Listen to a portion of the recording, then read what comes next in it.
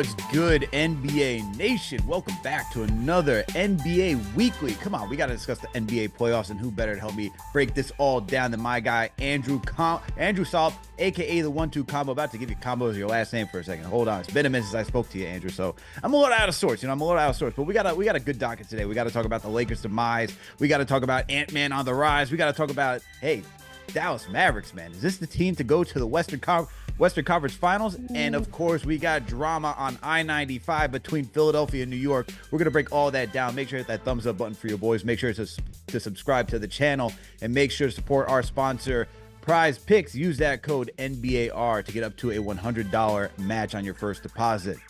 Andrew, my guy, it's been a minute, man. How are you feeling today? Feeling good, man. It's always great talking basketball with you, Alex. You know, we were talking pre-recording, you know, we have to save the takes. We have to save the takes, man, but we're here to talk about it. We are here. We're going to save the takes, but we're going to have some takes out there to begin with, man. So let's just rip the Band-Aid off and get right into it. Let's talk about these Timberwolves, man, because let me tell you, the game I was waiting for was that game at 10:30 last night, and I was struggling, man. I was struggling trying to get through the first two games. I was like, this is really the matchup I'm anticipating, because Ant-Man, you know, he had a great game one, a little lackluster game two. Shout out to McDaniels for stepping up and coming through for the Wolves in that game. But then last night, I mean, my goodness, man, he is putting the league on notice. This team as a whole is putting the league on notice. I mean, you know, it's crazy when you have Rudy Gobert going out in transition. Even though he took some steps for the first one, you have him again out in transition scoring the second time, and then a flagrant two, which I got some thoughts about that as well. But hey, man, what are your thoughts been on the Timberwolves thus far? Timberwolves have been great. Obviously, the defense is a lot better, and the offense is a lot better as well. The Suns have no answers for Ant-Man, especially when it comes to the point of attack. And then they try and double him, and Ant's making all the right reads. I always thought he was an underrated passer since college, and he was always a three-level scorer even at that point. Always thought he was a superstar in the making, but the passing has even improved more since then. He's going to make the right read. And then the defense gets in rotation for the Suns, and it's just over. As you said, didn't have the greatest game two. Cat didn't have the greatest game two either, but their margin for error is so big because they're just clearly the better team here. There's clearly the better team, and I don't know if you've taken this away, Andrew, from watching the playoffs as a whole, because, I mean, you're lucky we're not talking about your Bucks, all right? You are lucky we're not talking about the Bucks today. But tell me if you've noticed this trend, though. Young, athletic teams taking over older, slower teams. Have you seen that? Just like between the Timberwolves going against the Suns, I mean, just the amount of youth and the explosiveness, especially when your best guy is not even 25 yet and is just dominating on the court. You can look at the Pacers too with that youth and athleticism, but seeing that on the court has really been my biggest takeaway from the series so far, and really what has helped the Timberwolves just out-muscle and outplay the Suns in this matchup. I totally agree with you. And the thing is, some of the stars that you're talking about, the older stars, they're not even washed. Like, they're still really, really good. They're still top 10 players. It just kind of shows that every generation gets better. And these younger guys are just different. Maybe they're not better than KD or LeBron at this point. Maybe they are, but they're just different, man. Like, the game keeps evolving, and we're seeing that. Yeah, for sure. And I guess my thing, though, is I think the biggest takeaway out of this game, too, is outside of the youth and Ant-Man just going off, is Rudy Gobert, man. He has not been played off the floor as we've seen in previous matches when he was on the Utah Jazz, right? Yeah. Like, whenever he went against the Clippers, you know, they would just go small ball. He would be a non-factor. And then it's just easy for the opposing team just to get out there and score and just attack the paint. In this series, he's been able to stay on the floor, be that rim protector that the Timberwolves has needed. And obviously with the height that they have with Karl Anthony Towns and then also Naz Reid, you just have constant rim protection, constant bigs who are able to go out there and score or just somehow like just put pressure on your opponent, right? And so with that, the fact that Rudy Gobert has been able to be actually helpful in the playoffs and I'm not going to say for once, but like for a big matchup, especially going against KD, Devin Booker, and Bradley Beal. Very impressive, man. That's been one of my biggest takeaways for the Timberwolves. Yeah, I mean, he's a little bit more healthy this year. The defense around him is better when it's with Jaden McDaniels, Anthony Edwards, Alexander Walker.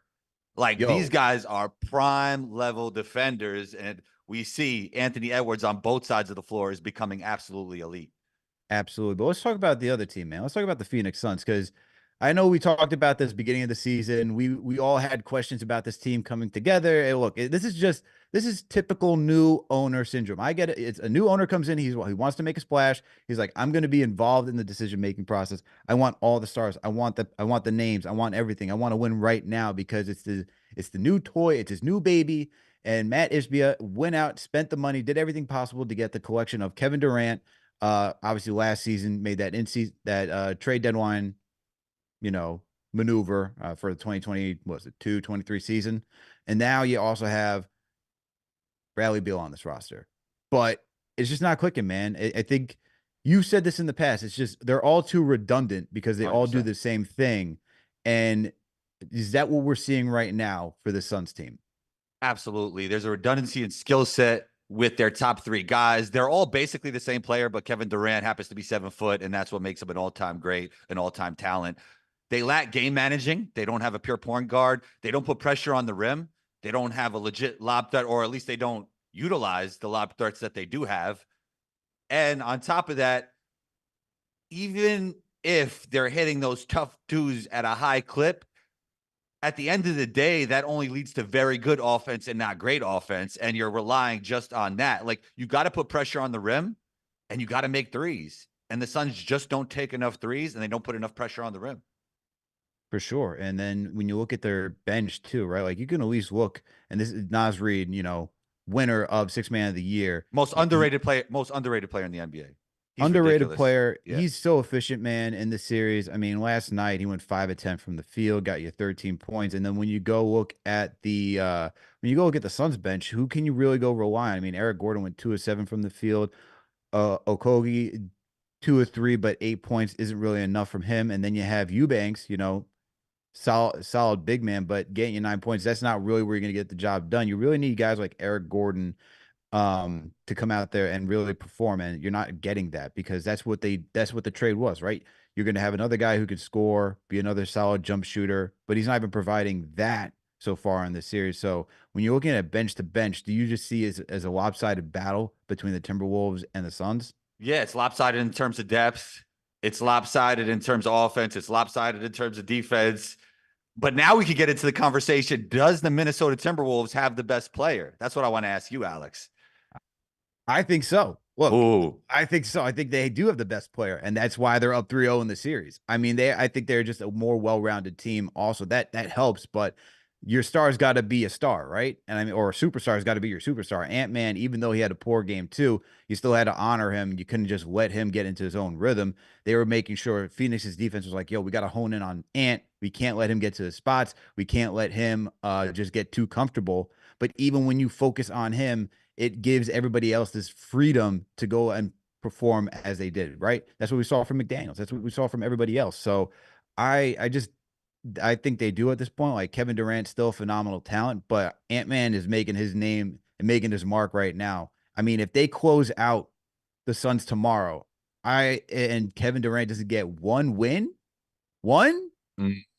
that's a little telling, man. Especially you can't argue they don't have talent. They have talent.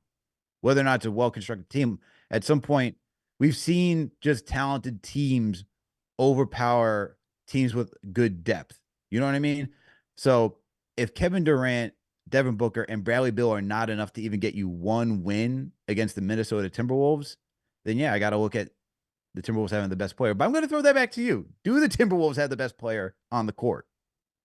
I mean, if we take away the legacy part of it and the resume part of it, if you're just watching these three games, I mean, and it was a tough game too for Ant-Man, even though he was making the right reads and playing really well defensively. I would say Anthony Edwards has been the best player in this series, even with that game too. So yeah, I mean, they have the best player in the series, but I mean, he has a lot to prove, right? KD has proved a lot in the NBA. KD's a top 10 guy in my opinion. So currently, yeah, I have to agree with you, even though Kevin Durant's an all-time great when it comes to resume and everything else. Yeah, I mean, no one can take away the resume being resume is still a resume. They're like, and it's Yeah, unfair to say, your resume. You can't bring your resume to the actual basketball court when you're and playing when you're playing basketball. That's what I'm saying, man. If Yeah. we're going to talk about resumes, we can go on to the next game and talk about the Los Angeles Lakers, where you talk about a Ooh. resume, right? And one LeBron James, but yet you're back in the same hole you were last year, being down 0-3 on the Lakers side. And, while the Denver Nuggets look to sweep again. But before we get into that, salute to NBA Nation. Thank you for tuning in for another NBA Weekly. I'm your host, Alex Harris, aka the Stratocaster. With me on the other side is my guy, Andrew Salop, aka the 1-2 combo. And we're talking about the NBA playoffs right now. Make sure that thumbs up button for your boys. Make sure to subscribe to the channel if you haven't already done so. And salute to everybody in the chat. We got 38 of you watching it, tuning in right now. So salute to all of you for tuning in on a nice Saturday morning. Hopefully it's nice wherever you are. It's nice and sunny out here in Beantown. Andrew, I hope it's nice and sunny down It here is in New nice. York. It's not bad. It was a little cool this morning, but it warmed up. I think we're getting to 60 today. I think we're getting to 80 on Monday. I'm a weatherman now. This is crazy. Look at There me. you go, weatherman. Andrew, we're going to get you a green screen. Don't worry. But we're not going to do Okay. that right now. All right. That's for Okay. another day. Let's talk Okay. about the Lakers and the Denver Nuggets because, I hate that I have to start off saying it on the, okay, the LeBron James legacy side, but I got to give credit to where the credit's due, man. The Nuggets are just dominant yet again. This team was coasting through the regular season. Obviously, game two came down to a game winning shot. Step back, mid range baseline jumper by Jamal Murray over Anthony Davis Yeah. just to win that. But now you watch yesterday, Lakers were up right early in the game in the first quarter, but Nuggets, this is just what they do, man. They just continue to be almost a flawless team just in their execution and the way that they're able to manage a game and just look for the weakness. Obviously, it helps when you have Nikola Jokic, but my goodness, man, I just got to start off giving the Denver Nuggets their credit first for how they've been performing so far. Yeah, man. I mean, you got the best player in the world. You got Jamal Murray. Aaron Gordon drops in 29 points last game. I mean, he's a superstar in his role. He's like an all-star level player that just happens to be a role player at this point, which is pretty remarkable. But yeah, it's lopsided. I mean, the Denver Nuggets are clearly the better team, and we see that because LeBron James and AD are playing great. AD throughout the regular season and this playoffs has been better than even last year. He's playing at an all NBA level, but this team just does not have a chance because I think the biggest thing for them is just their defense isn't good enough.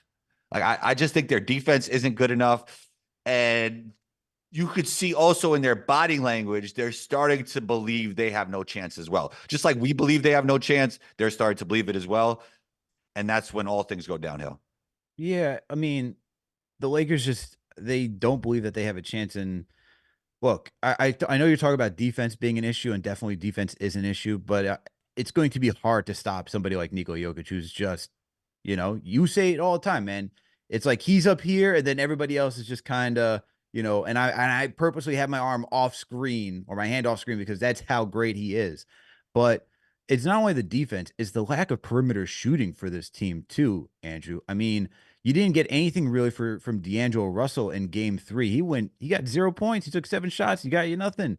This team shot 18% from downtown. I mean, I Yeah. think we've just seen in just history tells a lot, right? And every time we've watched a LeBron James man team, they always have good perimeter shooting.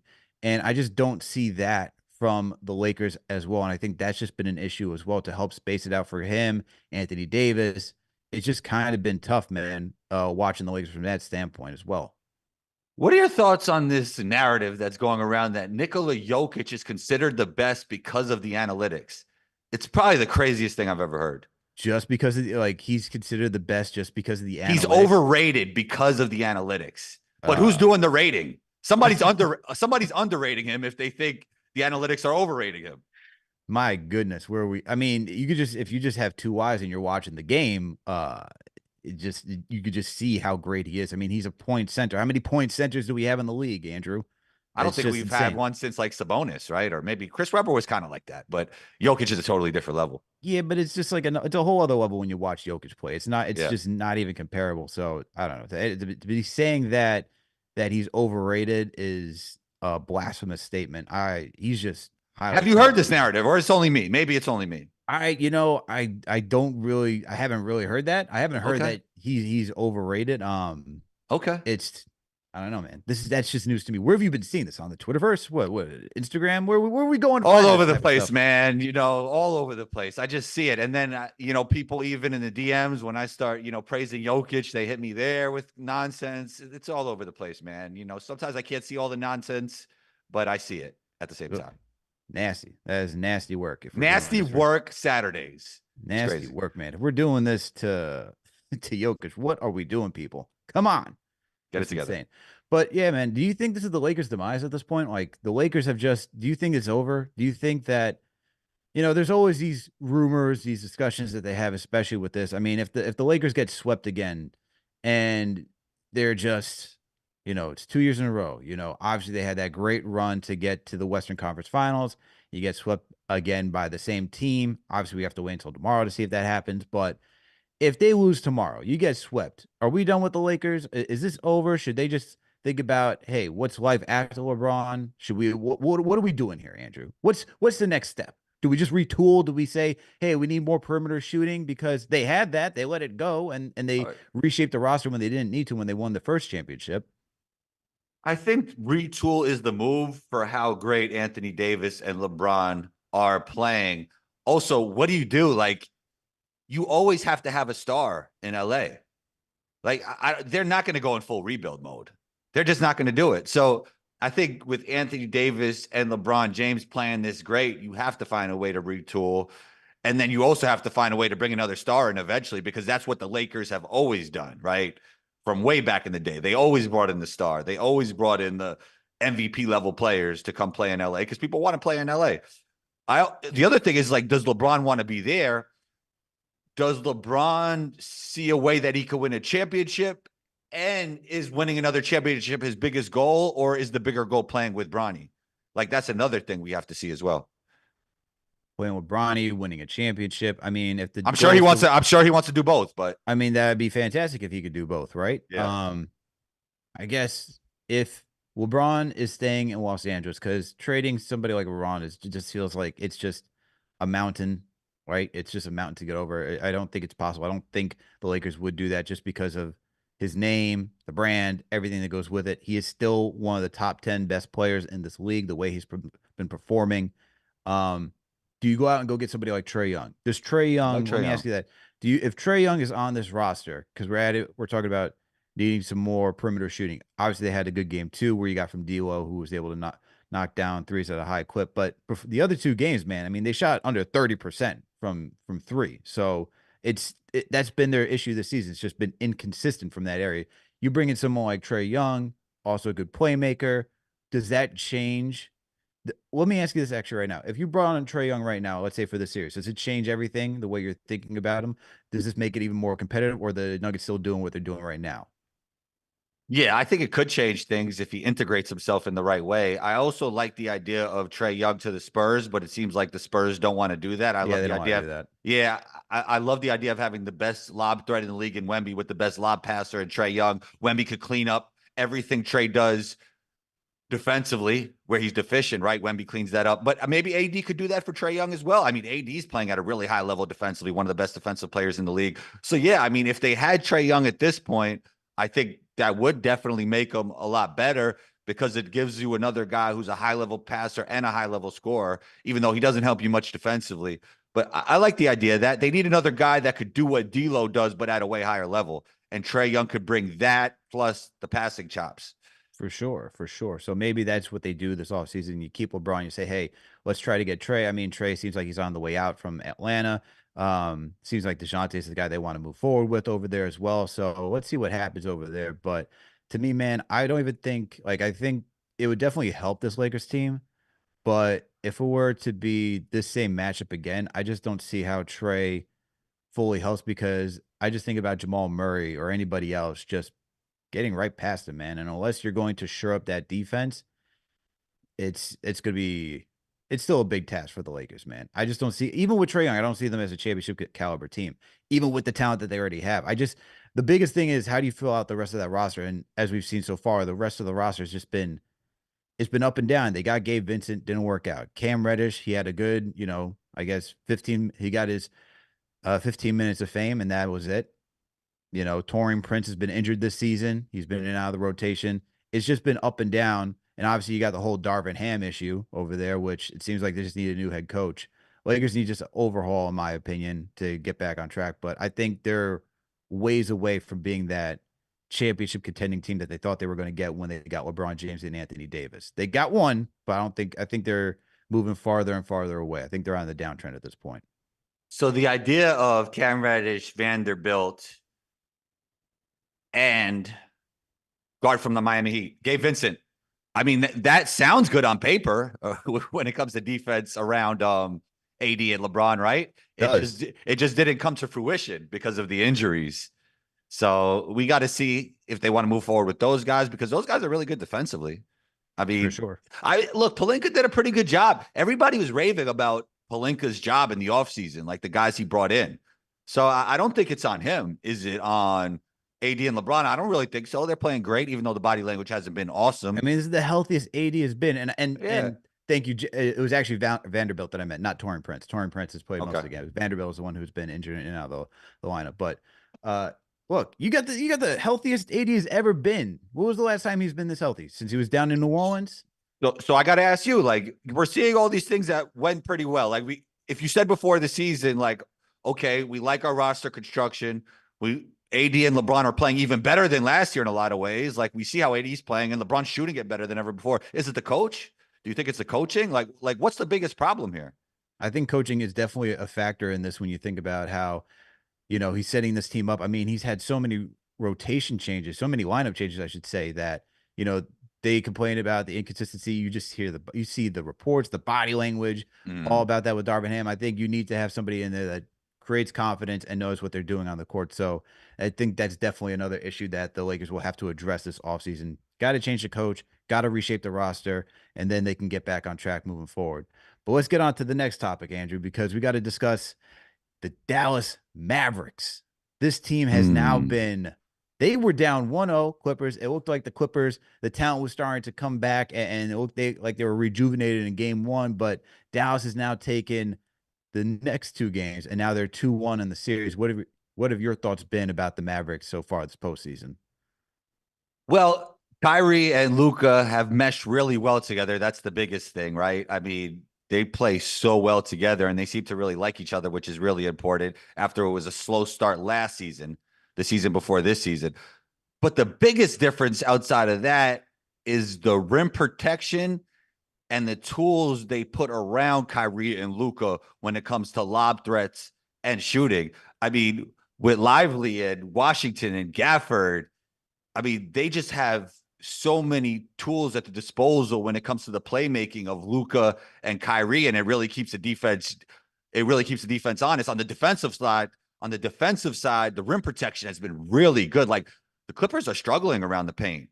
Like, some really low numbers when it comes to around the paint scoring for them. And that's because they upgraded the rim protection with Lively and Gafford, right? And PJ Washington, who's now making threes. So this team has really improved the roster construction around Kyrie and Luka. And, Luka didn't have a crazy game last night. 22 points. I mean, I think he had a triple-double, but it wasn't a great Luka game. Kyrie held them down in the second half, but he wasn't great in the first half. But this team just has more depth, and the roster construction is really nice. Jason Kidd has this team playing at a high level, but a lot of it has to do with the roster construction. I agree with that 100%. The roster construction has been just so beneficial to this team because they've always needed that center, right? Maxi Kleber, who is it? What am I thinking of his name? Why is his name missing? While you think of that, also, it's what the Suns and the Celtics are lacking a little bit, right? With the rim running big, right? To create that internal gravity. Like, Dallas has that at a high level, but proceed. For sure. It's Maxi Kleber. And why am I forgetting his name? He was on the Canadian basketball team this past season. Why am I losing his name? He plays center for them as well. Zach Edey? I'm just joking. No, not Zach Edey. Come on. I'm joking, man. I'm joking. Come on. You know who I'm thinking of. Jeez. Now I gotta think of who am I thinking of? Good Lord. Powell. It's Powell. Oh yeah. Powell. Sorry, but he's always been there. But yeah, he's really good. No, I'm saying like he's always been there, but he's not the center that they needed. Like you get Oh, the I you get got you. I got you. that's Yeah, what I'm yeah, trying to get at. yeah. Yeah, okay. Is that you use Kleba as a big, you've had Powell as a big, but that's not really the center you've needed. Lively has provided that. Then you go out there, you add PJ Washington at the 4. You go out there and you also get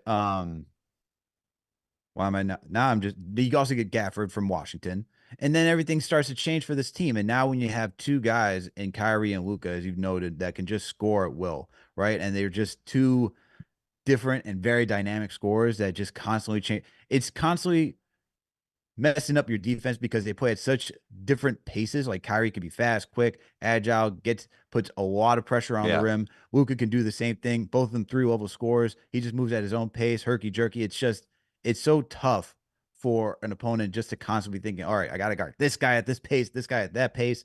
That's challenging, man. That's no easy Yeah. task. And so I'm not surprised with, once again, you talk about youth and athleticism, that they're doing that against the Clippers, who are who are on the older side. All right, between Harden, Kawhi, PG, and Russ, that's just it's a tough it's tough for them to maintain, especially even when they were doing so well during the regular season. I think. Do you think the Clippers? How many games do you think this game goes?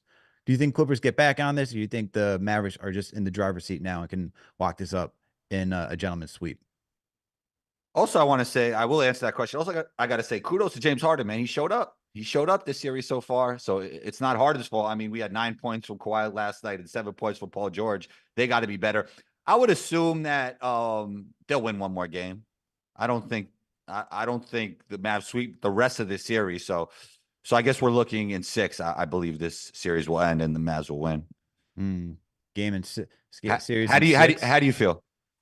I agree with you. I think there's just too much talent on the Clippers to go Right. out in a gentleman's sweep. So What I was think Russell do? What was Russell Westbrook doing last night? What was he I don't doing? know, man. I don't know. I don't know. Look, he was losing his cool at the end, man. Losing his cool, and Yo, understandably, look, PJ, he you went saw 0 PJ. 7. He went 0 7. This guy, like, You, this is the thing, man, with stars. Like, if you have that type of performance, he only had 1 point last night, man. Russell Westbrook in this day and age only came out with 1 point, and he's been so vital to them being that guy coming off the bench this season to only have 1 point because he made one of two free throws. He went 0 7 for the field. That's tough, man. That's tough. And they're just too old, man. This is where, this is where I think we're starting to see a change in the NBA, Andrew, where it's not always getting the names, right? Because they got 4 names. You think about Westbrook, Harden, Kawhi, and PG.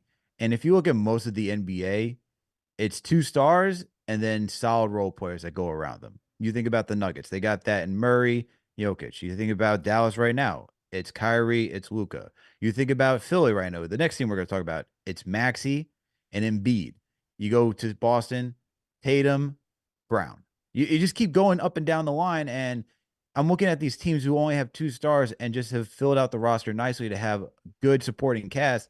And they're still in this thing. I mean, let's even look at the Suns. They got 3 names. And you look at the Timberwolves. Who are the names? Cat and Ant-Man right now, right? So I just see this league going in a direction where you need 2 stars and really just a complete, well-rounded team, and that's how you build moving forward. And we're seeing that right now, that you can have all the names, you can have all the star power, but it's not going to help. So I don't know. That's my takeaway from this, from watching the playoffs thus far. So Mavs, man, I agree. I think they're going to finish this in a 6 game. I think it'll be a 6 game series. Clippers got too much talent to just go out in a gentleman's sweep. If they do, I mean, that's a big question. If even PG wants to resign, right? You have that whole conversation. Where is he going to go next? So The New York Knicks. the New York Knicks, we'll see, man. I doubt it. I doubt it. I doubt it. But salute to NBA Nate. What? No, what were you gonna Now say? What were you go gonna say? ahead, go ahead. I guess that's a good segue to the next series. That's what I was gonna say. Oh yeah, let's go. Salute to NBA Nation. Thank you all for tuning in for another NBA Weekly. Hope you all are enjoying this nice Saturday morning. Make sure to hit that thumbs up button for your boys. Make sure to subscribe to the channel if you haven't already done so. And make sure to support our sponsor, Prize Picks. Use that promo code NBAR to get up to a $100 match on your first deposit. And salute to everybody in the chat right now. We got some people in here. We got Michael Powell in here. We got JJ. Salute to you. What is it? We got Stop Console Wars. I'm guessing you have both. Yeah, I guess you have every single console possible, if that's why that's your name. We got Demario Montagan here. Shout out to you. We got EJ1. Shout out to you. We got Dre. Who else? We got Flizzy Flex. Shout out to you. Hey, look, and it's we got CP in the chat as well. Shout out to CP who's producing the show today. All right. So the New York Knicks. We got the New York Knicks today.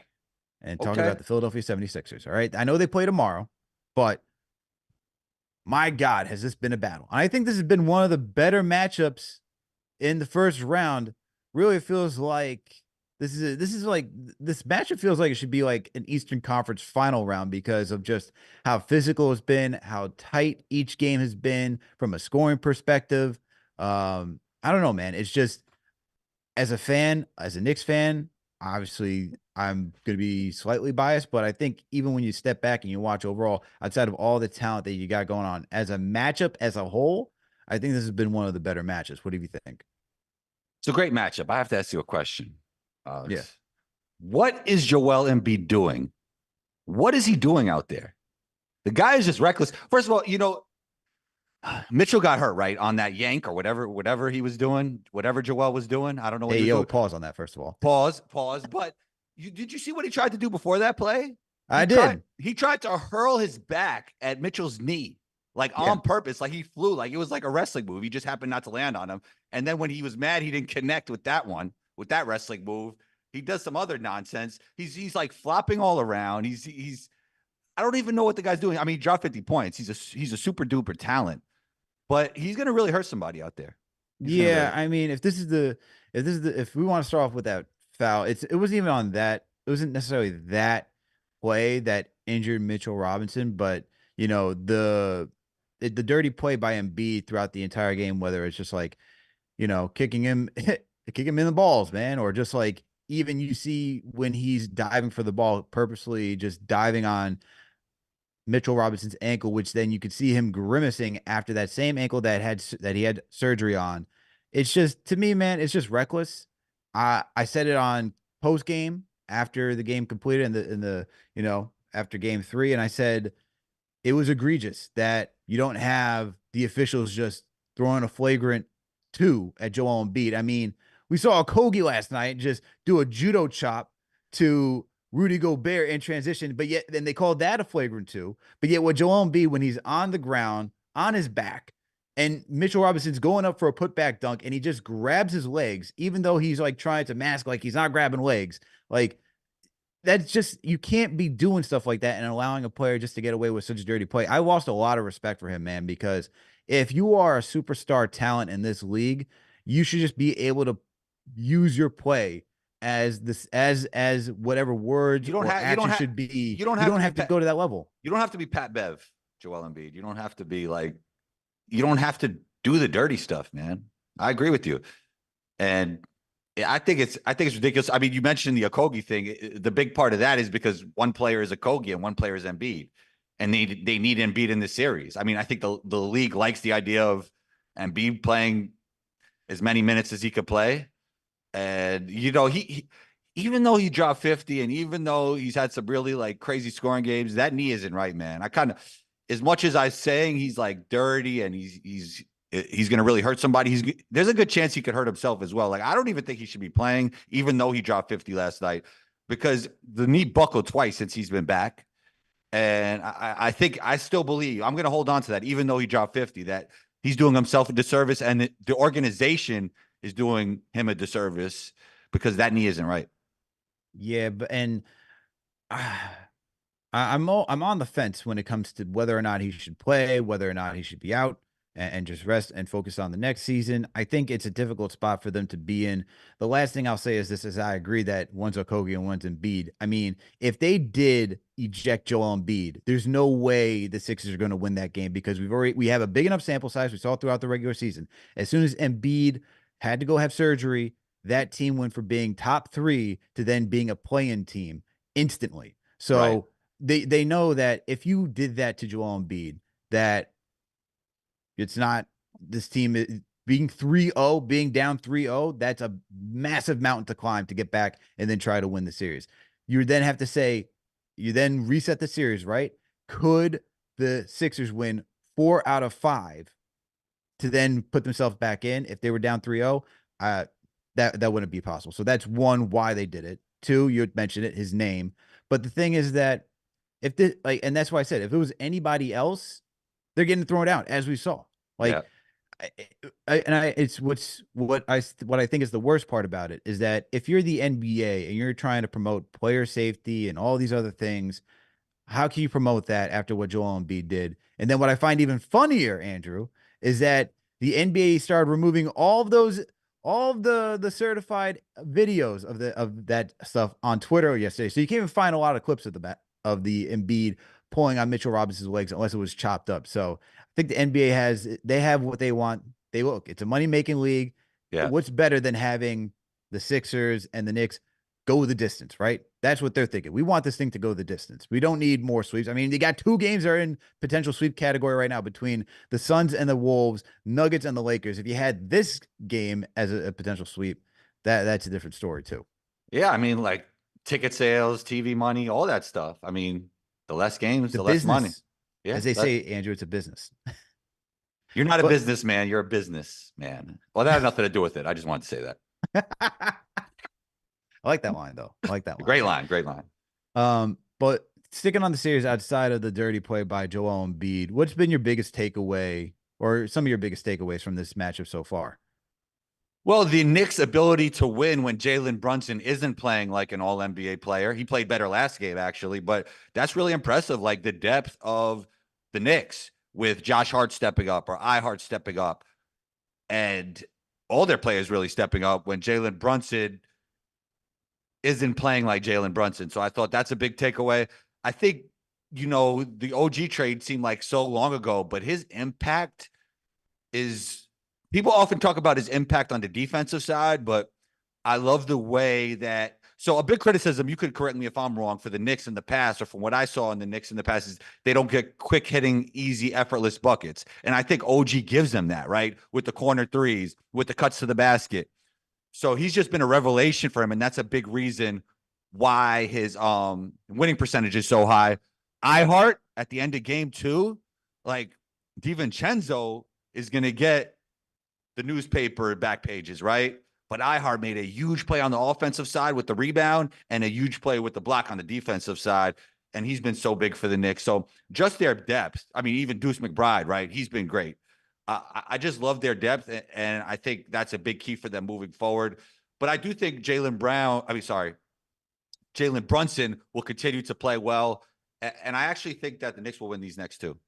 Oh, wow. You think the Knicks are going to take 6 out and 5? Because I think Brunson found his way in that game, in this past game, and I think he continues with that. I don't see him like having another 2 bad games, Yeah, I hear you on that. Well, I think I agree with you as well, Andrew. I think the Knicks are too deep, and this is not just me, covering the Knicks from a Knicks fan TV standpoint. I think when you watch these 2 teams, the fact that it took Joel Embiid to get to the line 21 times to get 50 points and to still beat, and you still had 25 points for Maxey, and it's still they only defeated the Knicks by 11 points, and some of those were free throws at the end just because you're fouling to get into the game. That doesn't really bode well for Philadelphia, and I don't think Embiid, as you've already said, could last that long just because of the injury, his knee injury. He's not moving at that same pace.